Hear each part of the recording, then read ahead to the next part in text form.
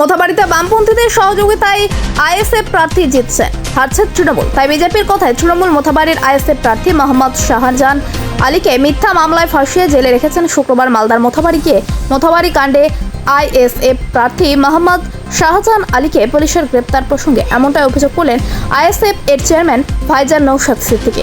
এদিন তিনি মোথাবাড়িতে গিয়ে মোথাবাড়ি কাণ্ডে বর্তমানে জেল হেফাজতে থাকা মোথাবাড়ির আইএসএফ প্রার্থী মোহাম্মদ শাহজাহান আলীর বাড়ি যান, তার পরিবারবর্গের সঙ্গে কথা বলেন। উল্লেখ্য, গত 1 এপ্রিল মালদার মোথাবাড়িতে ভোটাধিকার রক্ষার আন্দোলনকে কেন্দ্র করে 7 জন জুডিশিয়াল অফিসারকে বিডিও অফিসে অনেক রাত পর্যন্ত আটকে রেখে বিক্ষোভ প্রদর্শন, গন্ডগোল, অশান্তির যে ঘটনা ঘটেছিল, সেই ঘটনায় পুলিশ মোথাবাড়ির আইএসএফ প্রার্থী মোহাম্মদ শাহজাহান আলী সহ তার 2 ছেলেকে গ্রেপ্তার করে বলে খবর, যারা বর্তমানে জেল হেফাজতে রয়েছেন।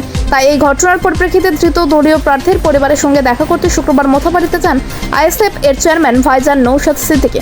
তিনি মোথাবাড়িতে গিয়ে দলীয় প্রার্থী মোহাম্মদ শাহজাহান আলীর বাড়িতে যান, দীর্ঘক্ষণ তার পরিবারবর্গের কথা বলেন। পরে তিনি বাইরে বেরিয়ে গোটা ঘটনায় বিজেপি তৃণমূলের বিরুদ্ধে একযোগে আক্রমণ শানান।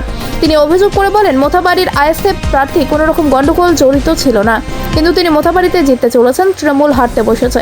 এই কারণে তৃণমূলের অঙ্গুলি হেলনে পুলিশ তাকে মিথ্যা মামলায় গ্রেপ্তার করে জেল হেফাজতে রেখেছেন, যা প্রমাণ হয়েছে এনআইএ তাদের দলীয় প্রার্থীকে নিজেদের হেফাজতে না চাওয়ার মাধ্যমে। ব্যানার্জির পুলিশ একটু ভাবতে হবে আপনাদের। এটা একটা মৌলানা সাহেবের বাড়ি, ইসলামিক স্কলারের বাড়ি, প্রচণ্ডভাবে ধার্মিক পরিবার। সেটার থেকেও আমি বলছি, আপনারা আমি সবাই জানি, কোনো বাড়িতে যদি পুলিশের রেড হয় সেখানে মহিলা পুলিশ নিয়ে আসতে হবে। অসভ্য বর্বর মমতা ব্যানার্জির যে বলেছিল না বিজেপি বর্বর, সেই বর্বরকে মমতা ব্যানার্জি পশ্চিমবাংলায় জায়গা দিয়েছে বিজেপিকে।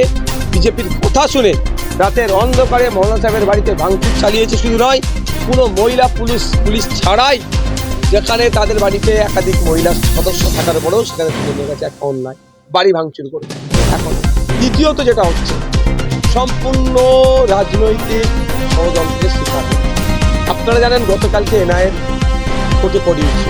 এনআইএ কিন্তু আমাদের মোথাবাড়ির আইএসএফ এর প্রার্থী বামপন্থীদের সমর্থনে যিনি দাঁড়িয়েছেন, ইভিএম মেশিনে যার 4 নম্বরে নাম এসছে, মৌলানা শাহজাহান সাহেবকে দ্বিতীয়বার ফার্দার ইনভেস্টিগেশনের জন্য চাইনি, অর্থাৎ চাইনি।